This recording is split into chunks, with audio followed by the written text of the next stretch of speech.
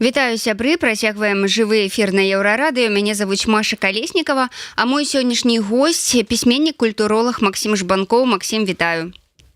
Прывітанне ўсім. Напрыканцы гэтага месяца ў выдавецтве «Мяне няма» убачыць свет кніга, якая называецца «Шокінг-культ», кніга перамен. У яе ўводзе 37 тэкстаў з аднайменнага YouTube-праекта Максіма «Шокінг-культ». Я думаю, што многія яго глядзелі. Ён выпускаўся... Гэта былі 21-24 гады, так, Максім? Калі мне... Вось. Ну і, уласна кажучы, ўсё то... Мне падаецца, што гэта дзённік таго, што з намі адбывалася, але гэта не хронікі, а проста вашыя развагі, якія былі, якія мы чулі, так, на Ютубе. Цяпер вы іх вырашылі вось нам яшчэ даць пачытаць, каб уважліва пераасэнсаваць яшчэ раз тое, што з намі адбывалася. Ці так я разумею? Маша, гэта сапраўды так, бо шмат хто мне казаў, што плыне свядомасці маёй у эфіры настолькі шчыльная, што за ёй цяжка паспяваць. Шмат хто хацеў вярнуцца, шмат хто хацеў перачытаць і пераглядзець. Не кожны мае магчымасць гэта зрабіць у сесію. Гэта першае. Па-другое, для мяне гэта яшчэ і не толькі эмацыйны дзённік, але яшчэ і хронікі маіх ментальных трансфармацый. Кніга пераменаў гэта не выпадковае пазначэнне, гэта спроба разабрацца з тым, што са мной і, дарэчы, не толькі са мной, але з усімі намі адбывалася пасля 2020-го на ўзроўні не падзеяў, а хутчэй эмацыйных, псіхалагічных, экзістэнцыяльных трансфармацый. Таму гэта не дзённік, гэта хутчэй сценаграма пераменаў. Сценаграма разнастайных эмацыйных форм самаарганізацыі. Чалавека ў сітуацыі, якая часам падаецца катастрафічнай, часам падаецца драматычнай, а часам ніякай не падаецца, бо проста ты не маеш часу пра гэта думаць, каб не звар'яцець. Ну вось у сакавіку 21 года, дакладней, сакавіком 21 года, так, датуецца першая частка, першы... Як вы іх, першы тэкст, так, вы іх падаеце як тэксты. Увогуле, за час той, калі выходзіў «Шокінг-культ», як вы самі змяніліся, Максім? Што з вамі адбывалася? Вось ваша трансфармацыя ўласная, якім чынам можна яе апісаць? Ну, хочу адзначыць тое, што насамрэч «Шокінг-культ» пачаўся яшчэ 2020. Напрыканцы 2020-го, і гэта была спроба разабрацца з усімі тымі глобальнымі трансфармацыямі, якія перажывала і перажывае дагэтуль наша краіна, і мы таксама разам з ёй. Іншая справа, што у 21-м давялося з'ехаць з краіны, бо не было магчымасці працягваць працу, бо маіх супрацоўнікаў і калегаў пачалі проста затрымліваць і сажаць на тэрміны. Не было такой магчымасці, і таму я з'язджаў працаваць туды, дзе гэта было магчыма. Вось. Таму трансфармацыі мае, перамены мае пачаліся яшчэ годам раней, так? Вось. Што тычыцца канкрэтнай кнігі, гэта гісторыя фактычна, я не хочу казаць у выгнанні існавання, бо я не люблю гэтага тэрміну. Гэта змена лакацыі, так? Гэта перамена месцаў. І, адпаведна, гэта перамена пэўнага спосабу існавання і складу думкі. І вось акурат гэта існаванне па-за межамі звычайнага кантэксту, па-за межамі відавочнага, такога банальнага, комфортнага, скажем шчыра, пры ўсім ідыятызме палітычнай сістэмы існавання, ось гэта ўсё было надзвычай цікавым, бо мне давялося вынаходзіць самога сябе ў сітуацыі, калі я, як заслужоны пенсіянер Беларусі, уже лічыў, што ўсё, што мог, зрабіў, ўсё, што мог, вызначыў для сябе, ўсё, што мог, апісаў, і зараз можна спакойна спачуваць сябе і піць партвейн дзесьці ў Лісабоне. Аднак не. Атрымалася, што пачалася новая гісторыя, пачаўся новы раунд, і як для мяне гэта была радыкальная перазагрузка мяне як асобы. І кніжка, дарэчы, акурат пра гэта. Про тое, што адбываецца з чалавекам неблагой гуманітарнай адукацыі, эстэцкіх прыхільнасцяў і моцных маральных, так бы мовіць, прынцыпаў у сітуацыі некамфортнай, сітуацыі невідавочнай, у сітуацыі, да якой ён не быў гатовы, але мусіць даць сабе рады. Ну, вось дзесьці так. Ну, крыху зразумела, як вы спраўляліся, а як па-вашаму спраўляліся і спраўляюцца тыя беларусы, якія засталіся ў краіне, так? Як яны жывуць у свеце, калі старыя тыя самыя маркеры перасталі працаваць? З аднаго боку, мне цяжка пра гэта казаць, бо, на жаль, сігналу з таго боку я атрымліваю вельмі няшмат, і меркаваць пра штосьці глобальна ніколі не ўзяўся б. З іншага боку, як на мяне, гэта такое татальнае дэжавю. Бо калі жывеш занадта доўга, згадваюцца шмат якія рэчы, якія падаюцца вельмі падобнымі.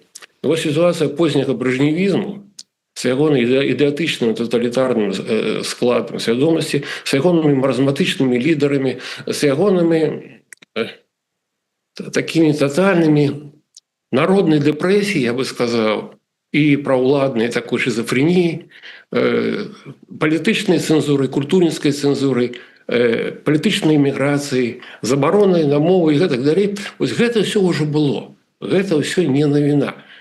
Такое адчуванне, што гісторыя, яна як бы завершила пэўнае кола, і мы зноў апынуліся дзесьці напрыканцы 80-х у сітуацыі, якая падавалася татальна безнадзейнай.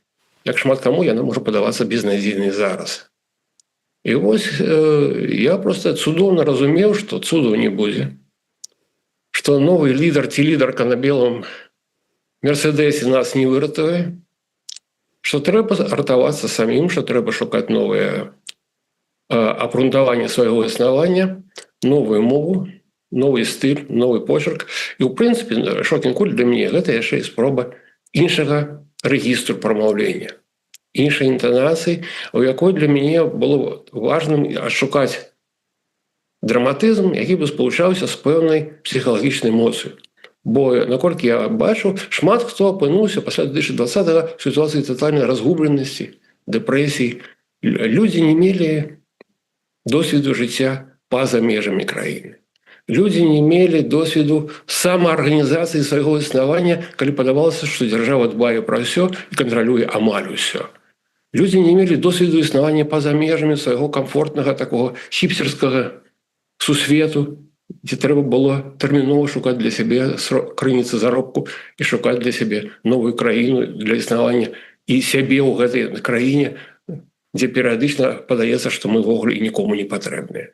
І вось гэтая вся сітуацыя невідавочнага, глыбіннага самавызначэння, гэта вельмі цікавая штука, і яна, як мне падаецца, адбываецца незалежна ад таго, ці знаходзіцца чалавек у Беларусі, ці па-за межамі. Бо мы ўсё вырашаем нашу агульную тэму, наše агульнае пытанне. Як заставацца сабой, як быць эфектыўным, як захаваць у сябе краіну, зрабіць так, каб краіна пра гэта не пашкадавала. Максім Жбанкоў, культуролог, пісьменнік, госць нашага сённяшняга жывога эфіру. Мы гаворым пра кнігу, якая выйдзе напрыканцы чэрвеня, «Шокін Культ», кніга «Перемен». Максім, давайте урывак пачытаем. Давайте пачытаем. Як я казаў, ёсць два кавалкі. Это крытычны і лагодны. Ну, пачнем з крытычнага. Пачнем з крытычнага. Что случилось 6 лет назад? Смена эпох. Мы попали в историю, она подсадила нас на свои американские горки, и вот конкретно сейчас наш вагончик летит вниз.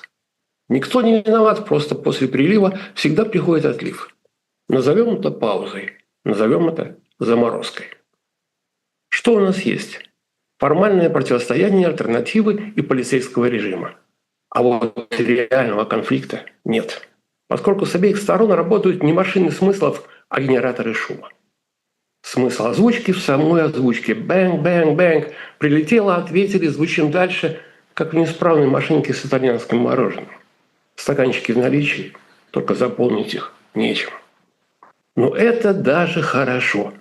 Ведь тогда пришлось бы как-то определиться и что-то реально сделать. А так сплошная несознанка. Пока не в фокусе, не налажаешь.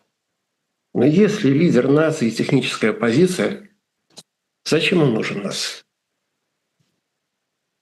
А вы... Мы шпалы, а поезда чужие. Наши дрова не воюют и слабо горят. Наш путь — личный движ в тумане. Куда идем? А кто знает? Чего хотим? Все в разработке. Как быть? Ждите, вам ответят. Когда в последний раз вам что-то значил сигнал сверху? Как давно прилетала внятная рабочая настройка? Куда исчезли из альтернативного публичного поля резкая аналитика и борзые публицисты? А ты сам-то когда жёг в последний раз? Мне проще. Я это делаю прямо сейчас. А так стрёмно и странно. Наш холод самый-самый, поскольку это уже даже не холодная война, а ее заморозка. Картинка есть, но смысл действия в уклонении от действия на нашей войне. Мы короли пломбира, отказники побеждать. Ну, вось бачыце, мы з вами тут перад эфірам крыху пра гэта пагаварылі, што я, калі чытала вашу кніжку, мне станавілася сумна, так? Таму што ёсць такая танальнасць у ёй, што так, мы вось некуды ідзем, а незразумела, куды мы прыйдзем, і калі мы прыйдзем, і навошта мы прыйдзем. Так і ёсць. Вось вам зразумела. Гэта не маё вынаходніцтва, гэта канстатацыя факта.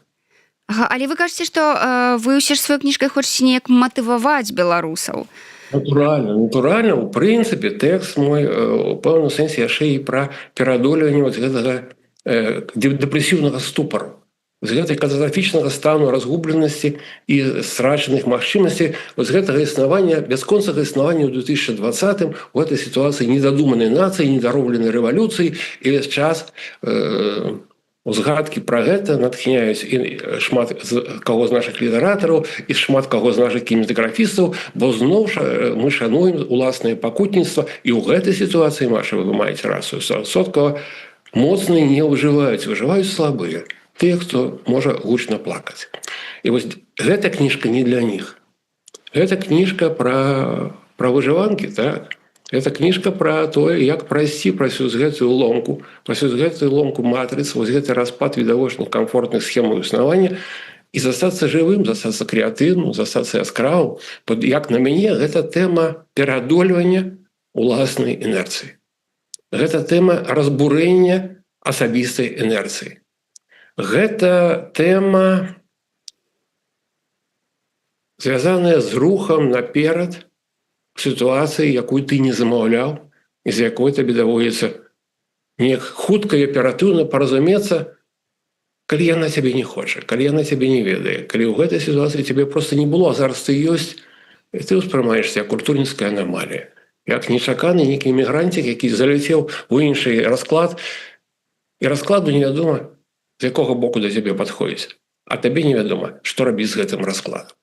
І ў гэтым ёсць аптымізм. Гэта аптымізм, як я кажу, самурая пад дажджом, так? Які ніколі не спяшаецца, каб не губляць годнасць, бо ўсё адно прамокнеш, але прынамсі захаваеш пэўную прыгажосць жэсту. Гэта фактычна тое, што завуць стаіцызмам, так? То бок гэта здольнасць існаваць у неспрыяльных умовах. Здольнасць рабіць сваё незалежна ад таго, хоча цябе хтосьці ці не. Гэта энергія супраціву, і калі шчыра, мы менавіта так жылі і ў Беларусі. Проста крыху іншае змянілася ландшафт, крыху паплыў кантэкст. Але пытанне тыя самыя, мы іх вырашаем таксама вельмі падобным чынам. Мы існавалі як культурніцкая меншасць у краіне, і гэта факт. Зараз мы існуем як культурніцкая меншасць у іншых краінах. І гэта таксама факт. І мы даем сабе раду не першы год. Таму гэта ўсё вельмі спакойна і моцна трэба прыймаць. Гісторыя такая, што ніхто не абяцаў падарункаў, што нас ніхто не будзе узнагароджваць цукеркамі і закідаць нас кветкамі. Гэта тэрыторыя незручнасці. Нармальна, трэба рушыць вей. Шукаць сябе і знаходзіць. Гэта гісторыя самавызначэння у сітуацыі, дзе самавызначэнне падаецца амаль немагчымым. Таму гэта аптымізм, гэта хэпі-энд, гэта рух наперад, бо праз гэта ўсё трэба прайсці, а каб прайсці праз гэта, трэба вызначыцца з тэрмінамі. І, Маша, вось вы кажаце, што так сумна пасля маёй кніжкі. А што, там ёсць чым спрачацца? Нема з чым. Мне асабіста няма з чым. Дык вось, калі няма з чым, значыць, аўтар не налажаў. Аўтар шчыра пазначыў дыягноз. Аўтар дыягност, разумееце, аўтар не лекі. а лекі кожны вызначае сам. Я пишу як дыагноз, я вызначаю хваробу. Тое, што я лічу хваробай. Я, дарэчы, з велічэзнай удзячнасцю спрыняў бы якія загодныя аргументаваныя меркаванні супраць. Але ж хутчэй за ўсё зноў усе пакрыўдзяцца, хто можа пакрыўдзіцца, і застанецца ўсё як звычайна сярод беларусікаў. Ну, сябры, калі у вас ёсць крытычныя заўвагі да таго, што кажа Максім Жбанкоў, вы можете іх напісаць у нашых каментарах, да гэтага стрыму, а я іх, канешне ж, агучу. Максім, вось вы кажаце, што пераадоленне ўласнай інерцыі так адбываецца ў нас цягам гэтых 6 гадоў. Ці не ўсіх, у кагосьці не адбываецца. У кагосьці не адбываецца, але, напрыклад, у тых людзей, якія зразумеюць вашу кніжку, так? Ці не за доўгі гэты перыяд 6 гадоў, ці не мусіла ўжо гэта ўсё як бы пераадоліцца? Шчыра кажучы, не зусім разумею вашу думку. Пераадоліцца што мусіла? Ну вось пераадоленне ўласнай інерцыі. Ці не мусілі мы ўжо за гэты час неяк справіцца з гэтай гісторыяй? Ну, цяжка казаць, бо мусілі мы справіцца ці не мусілі. Гэта вельмі умоўная цяжкая штука, бо не ўсё ад нас залежыць, так? Бо ў нашым самаўзначэнні ёсць безліч фактараў знешніх, з якімі трэба штосьці рабіць, і яны таксама нестабільныя, яны яшчэ змяняюцца. Ці хопіць 6 гадоў, каб перастаць як бы пакутаваць? Ну, камусьці так. Мне, напрыклад, хапіла, камусьці не. Ці хапіла гэтых часоў, гэтых 6 гадоў, каб перастаць сніць Кастрычніцкую, напрыклад, ці там родную там сядзібу сваю, ці блізкіх, ну, зноў жа, напэўна, не. Штука не ў тым, каб забыцца, штука не ў тым, каб пераключыцца і зрабіць выгляд, што гэта не існуе. І штука не ў тым, каб з гэтым пагадзіцца. Штука ў тым, каб сваю нязгоду, каб свой внутренні супраціў, каб дакладнае разуменне катастрафічнай прыгажосці свайго існавання, як я кажу, ператварыць у энергію руху, энергію дзеяння. Бо я, напрыклад, бачу сярод сваіх калег, сярод сваіх сяброў, таксама, як я жыву у замежжы, безліч фантастычна прыўкрасных тэкстаў, безліч абсалютна бліскучых артыстычных музычных ініцыятываў, безліч вельмі цікавых і незвычайных тэарэтычных падыходаў, напрыклад, у сферы эканомікі. Так? То бок, ёсць жыццё і па-за межамі краіны. Гэта першая навіна. Другая, гэта жыццё не замяняе сабой краіну. І трэцяя навіна, яно пакуль, ці на жаль, ці на шчасце, слаба ўплывае на тое, што адбываецца ў краіне. І вось у гэтым падзеленым як бы фармаце беларускага лёсу даводзіцца шукаць, паўтаруся, свой уласны шлях. А ён яшчэ змяняецца, наводак стабільных няма. І адназначнага сцэнару ніхто не абяцаў, і чакаць яго няма ад каго, няма па што. Так? То бок гэта тэрыторыя непрадказальнасці, гэта тэрыторыя адкрытай прасторы, гэта тэрыторыя пэўным сэнсе ментальнай пустэчы. І мы яе трапляем як на сцэну спектакля, які для нас атрымаўся татальнай неспадзянкай. І што, як у ім рабіць? Гэта сітуатыўная гульня. І тут не пытанне, колькі год нам яе гуляць. Пытанне ў тым, ці бачым мы сябе як эфектыўнага, адэкватнага, уцямнага гульца ў гэтай сітуацыі, у гэтым чужым спектаклі. І вось як на мяне пры ўсёй перыядычнай нязручнасці майго самавызначэння тут і цяпер, я ўсё ж такі адносны аптыміст, бо я бачу, што гэта магчыма. Бо мы можам прайсці скрозь той дождж і захаваць самурайскую годнасць, бо пішуцца кніжкі, бо пішуцца вершы, бо ствараецца кіно, з якім я перыядычна спрачаюся, бо яно мне не падабаецца, але аўтаркі і аўтары маюць права. Ствараецца безліч новых чалавечых камунікацый, і у замежжы я апынуўся ў коле па-за межамі сваіх звычайных кантактаў, і гэта людзі неверагоднай прыгажосці і шчырасці. Таму, калі лічыць страчанае і набытае, вельмі цяжка зрабіць калькуляцыю 50-50, так? Гэтыя рэчы вагаюцца, але яны паўстаюць, і паўстае новая беларускасць. Адкрытая, парадаксальная, катастрафічная, мазаічная, шматмоўная. Гэта ўсё мы. Гэта ўсё Беларусь. І вось калі мы прыходзім да такога разумення неадназначнасці і невідавочнасці беларускасці, шмат якія з нашых папярэдніх спрэчак падаюцца бессэнсоўнымі і неістотнымі. І гэта тэрыторыя выкліку, гэта татальны чэлендж. Гэта новы беларускі дзен. Ісці сквозь дождж. Дарэчы, вось у кніжцы вы параўноўваеце тое, што з намі адбылося ў 2020 годзе, так, са стрыжкай пад нуль.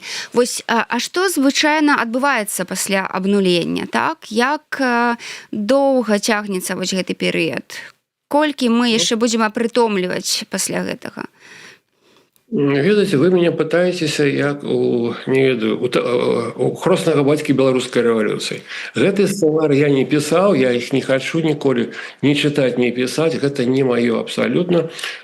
Стрыжка пад нуль, гэта насамрэч, тут я паправлю вас крышачку, гэта не пра тое, што адбываецца пасля рэвалюцыі. Гэта пра спробы палітычнай рэакцыі, палітычнага, таталітарнага палітычнага рэжыму выправіць хірургічнымі шляхамі культурніцкую прастору. То бок, фактычна, тэкст не пра тое, што адбываецца, калі надыходзіць гэтая стрыжка пад нуль, а пра бессэнсоўнасць стрыжак пад нуль. Пра тое, што ўсё адно нічога не выкрасліць ні з гісторыі, ні з актуальнага жыцця. Бо нават у зачыненай, у амаль зачыненай, у прычыненай тэрыторыі сучаснай Беларусі існуе моцная альтэрнатыўная культура, наколькі я магу меркаваць. Існуе сваё патаемнае жыццё, і зноў жа мы гэта ўсё праходзілі. Мы жылі пад ціскам, мы жылі пад прэсінгам, мы жылі ў умовах цэнзуры, мы жылі в умовах палітычных пераследаў. Чым нас хочуць здзівіць? А нічым ужо не здзівіш, мы гэта ўсё ведаем. І што адбываецца? Адбываецца новае жыццё.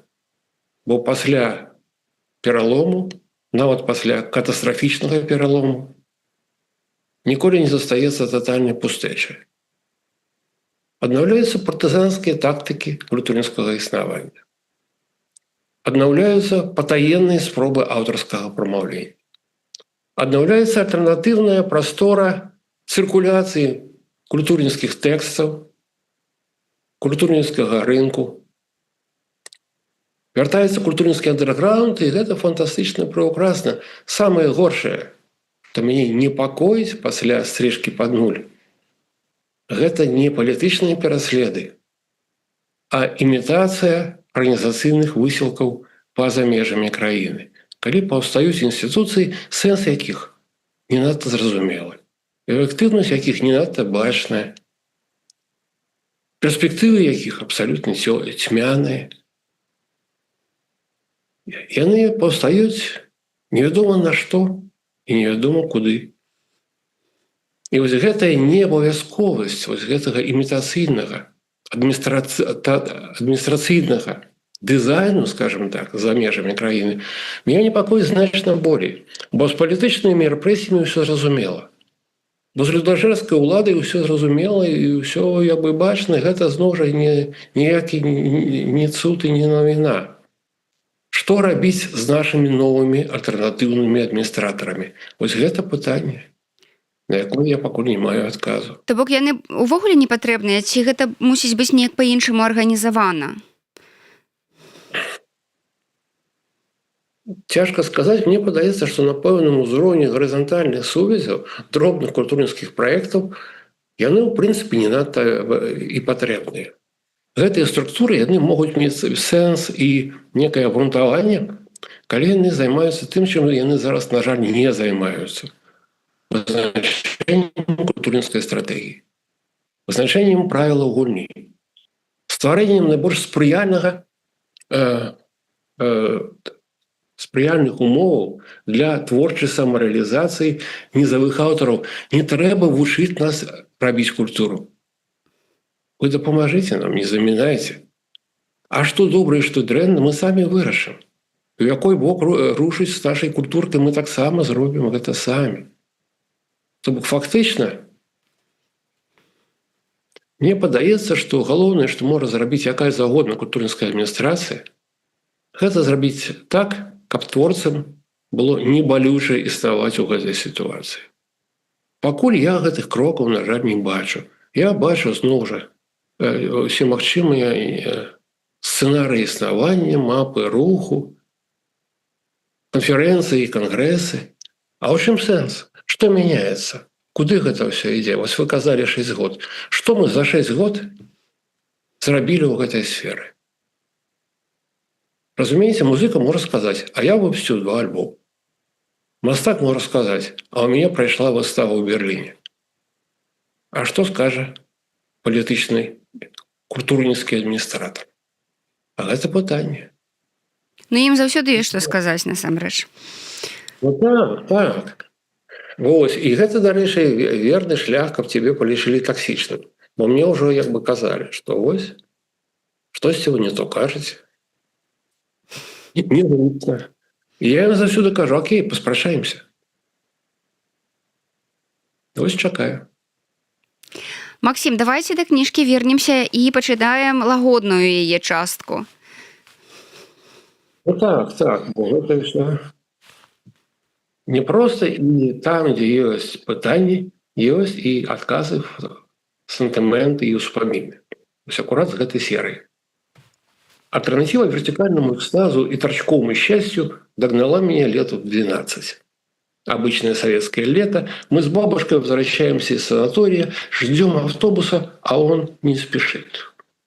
Сидим себе на скамеечке, мне жарко и скучно, и тут на остановку выруливают 2 чувака. Как из кино. Один высокий и тощий, второй круглолицый коротышка, оба потлатые, а вокруг, между прочим, дубовая Брежневская провинция. Оба в клешах, а высокий еще и в белых. Глянули вокруг и упали навзничь на травку нахально и безмятежно. Было жутко завидно. Сразу всему, и патлам, и клешам, и тому, что они уже в силе, а ты пока дурной пацан, но больше всего внутренней свободе и небрежной рисовке. К черту вертикали! Меня вчистую купили горизонтальные люди. Собственно, все, что случилось потом, началось именно тогда. Рок-н-ролльные пластинки, ночное польское радио, немецкие джинсы и вручную украшенные майки, Селлинджер, Пастернак, Короткевич и Гинзбург, все мои Варшавы, Парижи и стендапы, фон Сороса и в плечи запрет на профессию, вербальный гон и киносеансы на 700 человек. Но лишь сейчас я понял, как все это зовется. Практики горизонтальности в стране вертикального взлета. Горизонтальные люди видят мир пестрым и лохматым. Это путь бродячего цирка, нечаянно застрявшего в нашем дурдоме. А в нем все не так. Клоуны рулят политикой, мертвецам обещают свободу, поп-звезды торгуют бургерами, детей готовят в пулеметчики, глухие делают радио умникам, лепят тюремные сроки, и все шаги вверх ведут только вниз. Что остается? Горизонтальное шоу. Отказ входить в шибанутые лифты успеха, дышать чужим пустословием и зиговать очередному ядерному виду. Куда важнее, когда светло внутри, когда есть площадка для твоего личного мобильного джаза или просто пара обоим и шанс уцелеть после русской ракеты. Горизонтальный странный народ. Это рядовые культуры. Посткарьеристы, богемные локонавты и бытовые дофинисты, минус нервов, 0 амбиций, плюс полное непонимание громкой тоски по родине, поскольку белорусскость не место на карте, а градус душевного опыта. Драйв, который всегда с тобой, а если так, о чем рыдать? Мы уже дома. Вот такой оптимистичный финал, а вы казали. Ну, даволі аптымістычна. Дарэчы, Максім, а што сталася з беларускасцю нашай за гэтыя 6 гадоў?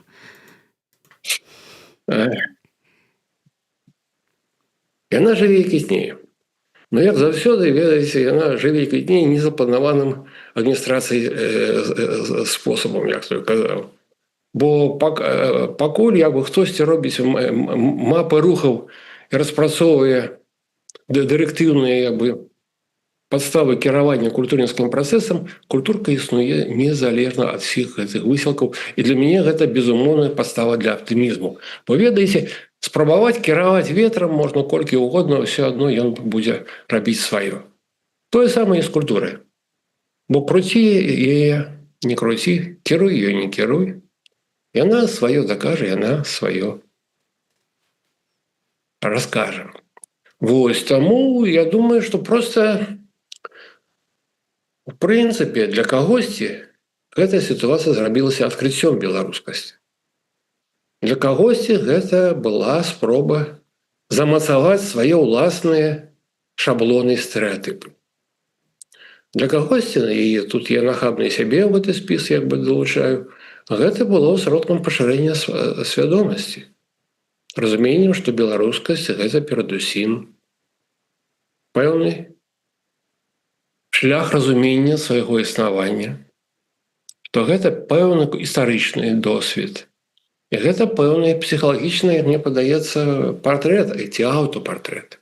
Вось калі мы кажам пра беларускасць як пра партызанства, як пра прыхаваную вось гэтую спробу выжывання ў неспрыяльных умовах, як досвед існавання ў сітуацыі несуразмерных па сваёй моцы высілкаў з боку альтэрнатывы і дзяржавы, вось гэтыя ўсе рэчы, гэта ўсё вельмі цікавыя практыкаванні у невідавочнасці і неадназначнасці. Вось разуменне Беларусі, беларускасці як складанага набору разнастайных версіяў існавання ў гэтым кантэксце, у гэтым гістарычным перыядзе, у гэтым культурніцкім асяроддзі. І разуменне таго, што беларускасцяў можа быць шмат, і сярод іх няма правільнай і неправільнай, а ёсць жывыя і мёртвыя. Вось гэта, як на мяне, вельмі істотная і вельмі важная рэч, бо калі мы прыходзім да гэтай думкі, улюбёнае пытанне, а чаму не на мове, абсалютна робіцца неістотным, бо галоўнае ў дадзеным выпадку не выбар моўнага рэгістру. Як вы, напэўна, заўважылі, для мяне няма такога пытання, і ніколі не было. Гэта выбар пэўнай жыццёвай пазіцыі. Гэта выбар пэўнай сістэмы каштоўнасцяў. Гэта выбар пэўнага малюнку культурнага актывізму і пэўнай формы нацыянальнай годнасці. Вось калі гэта ўсё ёсць, для мяне гэта свой чалавек. Але ж беларускасць можа быць і не сваёй. Беларускасць можа быць і канфліктнай. І тое, што мы навучыліся спрачацца і не пагаджацца паміж сабой, робім гэта ўсё ж такі хоць час ад часу, але інтэлігентна і змястоўна, гэта таксама набліжэнне да гэтай беларускасці. Я рызыкну сказаць, да посткласічнай беларускасці. Да беларускасці, я сказаў бы, Владимир Маскевич, па-за межамі відавочнага. Вось мы да яе набліжаемся. Але я падазраю, што наблізіцца да канца нам не атрымаецца ніколі. Беларускасць – гэта праект у развіцці. Гэта лёсы нацыі, перакладзеныя на тэксты, рухі і падзеі. Яны будуць жыць акурат столькі, колькі будзе жыць наша нацыя. Ну, ось так. Тут, дарэчы, у нас у каментарах ёсць такая паправачка захаваць не самурайскую годнасць, а беларускую годнасць. Вось пракаментуйце. Окей, ведаеце, зноў жа разуменне беларускасці, яно можа быць вельмі разнастайным, так? Для кагосьці беларускасць, прабачце, гэта таварыш маёр. Для кагосьці беларускасць гэта Леон Артурович Вольскі. Для кагосьці беларускасць гэта Саша Філіпенка, даруй Божа, дай Бог яму плёну і поспеху, так? Для кагосьці гэта няправільны Максім Жбанко, які верзе лухту, зласліва кпіць з усіх герояў, так? Я думаю, што самурайскасць у дадзеным выпадку гэта неналежнасць да японскага народу, ці да беларускага народу, ці да польскага, ці якога загодна народу. Гэта пэўная здольнасць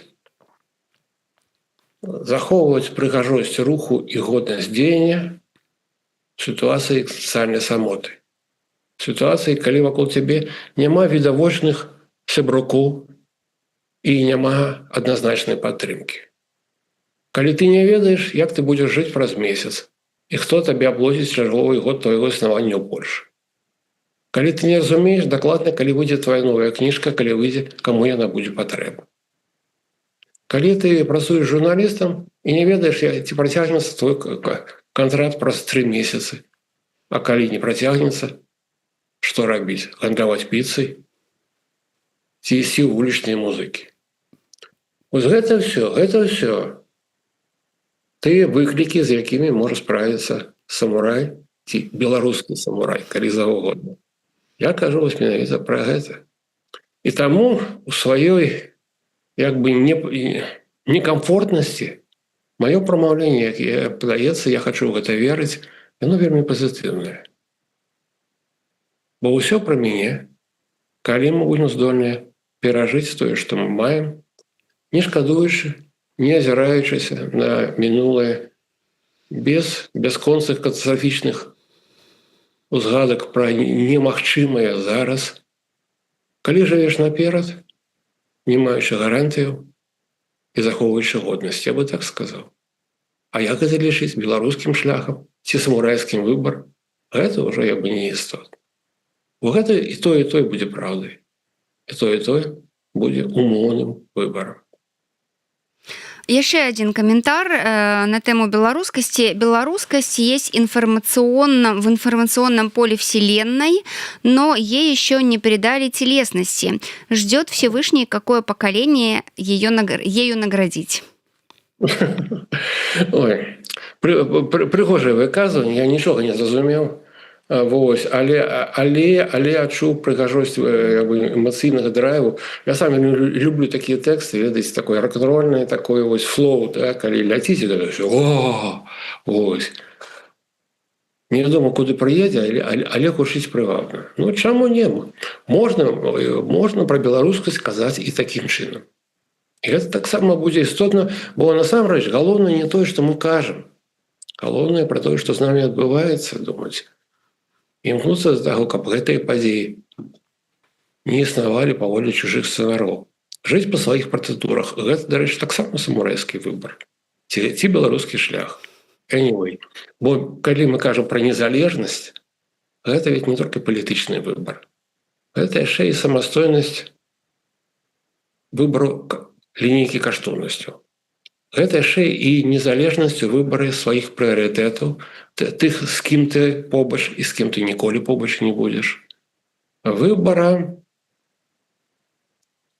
таго, што любіць і за каго змагацца, і за каго паміраць. Вось гэта галоўнае. А ўсё астатняе, калі ласка. Максим, вы пішце яшчэ, што трэш гэта не прысуд, а магчымасць, так? Вось наколькі мы карыстаемся добра гэтай магчымасцю ў 26-м годзе? Ну, гледзячы па ўсім, як мы тут з вами размаўляем, ўсё ж, неяк там даем рады, хоць крыху. Ну, разумееце, штука такая, што гэта, зноў жа, дваістая вельмі рэч трэш. Бо з аднаго боку гэта увасабленне абсалютнага культурніцкага калапсу дзяржаўнай палітыкі. Трэш гэта адзіная магчымая мова, на якой можа прамаўляць бюрократычны таталітарны рэжым у сітуацыі абсалютнага распаду, мінімальных нейкіх спробаў абгрунтавання, тлумачэння і некага, скажем так, легітымізацыі ўласнага існавання з аднаго боку. З другога боку, трэш – гэта сітуацыя прамаўлення на рэштках папярэдняга культурніцкага парадку. Пасля 20-го года мы фактычна перажылі не проста недапалітычную рэвалюцыю, мы яшчэ перажылі радыкальную ломку культурніцкіх матрыц. І ў гэтай сітуацыі, калі папярэдні парадак не можа больш існаваць, і мы ў гэтым парадку адчуваемся абсалютна неадэкватнымі, бо ён ужо нічога не тлумачыць і ўвогуле слаба суадносіцца з тымі часамі, дзе мы апынуліся, паўстае спроба інтуітыўнага пазначэння арыентыраў. інтуітыўная спроба новай мовы. І от тады з'яўляюцца такія дзіўныя рэчы кшталту фелетонных тэкстаў Марго Ляўчук, ці разбітага сэрца пацана, ці штосьці яшчэ, якія фактычна ў сваёй такой нягеклай, такой атракцыйнай, такой коміксавай, цыркавой, спрошчанай, часам вульгарнай форме пазначаюць сходу нейкія змены ў стане свядомасці і культурніцкім парадку. Фактычна гэта спробы новай лексікі ў сітуацыі, калі мовы ў цябе няма. І тады паўстаюць вось такія выбары, вось такія странныя рэчы. Ці валодаем мы трэшам? Ведаеце, ну, часам, да, калі мы яго выкарыстоўваем як сродак прамаўлення. Калі гэта стан свядомасці, гэта ўжо не мы валодаем трэшам, гэта трэш валодае намі, і гэта розныя рэчы. Вось гэта тады хвароба. А калі мы яго выкарыстоўваем, як, напрыклад, Сергей Пукс са сваім дабром, да, гэта ўжо сродак аўтарскага выказвання. Гэта ўжо інтэлектуальная пазіцыя, інтэлектуальны выбар, як не дзіўна, бо трэш таксама можа быць інтэлектуальны выбар. Вось калі мы яго выкарыстоўваем як прыём, тады ўсё окей. Галоўнае самім не зрабіцца трэшам. Другасная рэч. Максим, мы будем уже завершать. Давайте про книгу, где можно замовить. То бок я так разумею, что цяпер яна ёсць такая магчымасць перадзамовы кнігі, так, на сайце Мененяма выдавецтва. Так, менавіта, ўсё правильно. Хочу сказать, да выдавецтва Мененяма я таксама маю непасрэднае дачыненне, бо мы акурат з калегамі яго і заснавалі, вельмі гэтым ганарымся. Гэта выдавецтва, якое выдае нефарматную літаратуру невідавочных аўтараў, яно гэтым цікавае, і я думаю, што гэта вельмі моцная пазіцыя. Вось, што да маёй кнігі, так, яна зараз, ось, фактычна, ось, на гэтым тыдні яна трапляе ў друк. Вельмі хутка яна, я спадзяюся, будзе ўжо як бы дасягальнай, і зараз, сапраўды, магчыма, яе перадзамовіць. Вось, і не пашкадаваць пра гэта, я бы так сказаў. Вось. Бо як на мяне, гэта не проста стос скрыптоў з сеткавай праграмы. Гэта яшчэ і у суме сваёй новая якасць. Іншая карцінка, той самы пазл, які з гэтых кавалачкаў, гэтых фрагментарных выказванняў склаўся цягам нашага гэтага існавання цягам апошніх гадоў. І вось гэты досвед, фактычна ён цікавы тым, што чытач можа прайсці яго разам са мной. Прайсці ад метафоры да метафоры, ад маркера да маркера. І ў суме прайсці вось к той самай прасвятлёнасці самурайскай, так, про якую я кажу і якую я фактычна сам дасягнуў. Вось, таму гэта цікавая прапанова, якой, напэўна, варта скарыстацца. Яшчэ мне вельмі падабаецца вокладка. Я там такі непрыгожы, злы, агрэсіўны. Вось.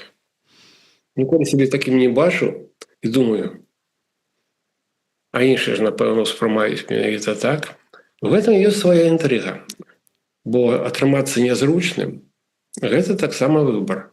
Бо казаць пра невідавочнае – гэта аўтарскі кайф.